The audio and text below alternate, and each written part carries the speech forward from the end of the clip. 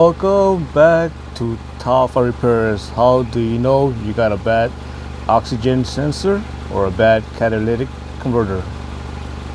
Welcome back to Top 5 Repairs. How do you know you got a bad catalytic converter or a bad oxygen sensor? If your engine is running poorly and you're getting codes that might be similar for a bad oxygen sensor or a bad catalytic converter, I'm going to tell you guys the difference and which one is going to be the issue. Let's start with the similar symptom. So a bad catalytic converter and a bad O2 sensor can trigger P0420 code. Next, if the catalytic converter or O2 sensor is failing, you're going to get poor gas mileage.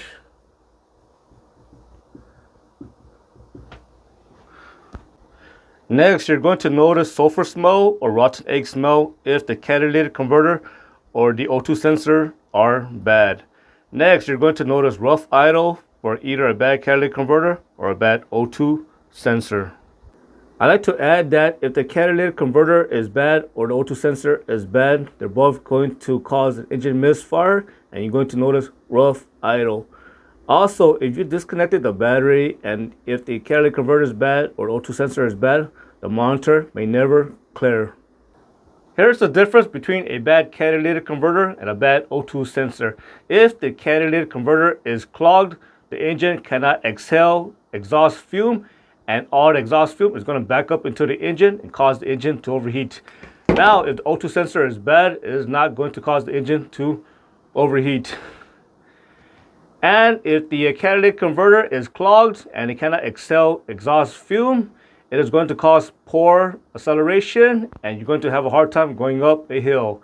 Whereas when the O2 sensor is bad, it is going to affect air and fuel ratio, and when you step on the gas pedal, it can cause the engine to stumble and possibly shut off.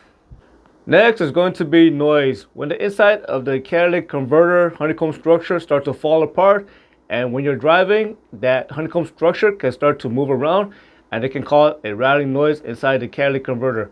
Whereas when the O2 sensor is bad, it is not going to cause any noise at all.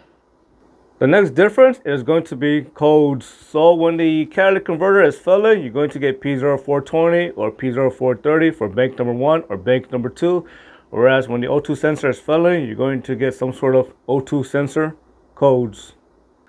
Now I'm going to show you guys how to test for a clogged catalytic converter using an infrared thermometer.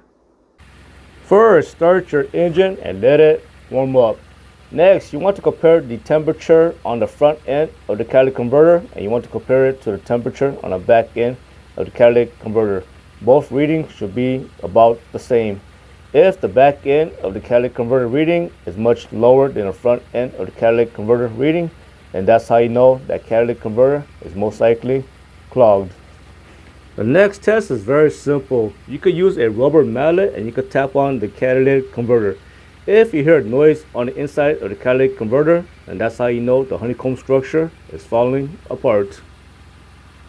I hope you found that video useful. As always, thank you for watching and subscribe to Top 5 Auto Repairs.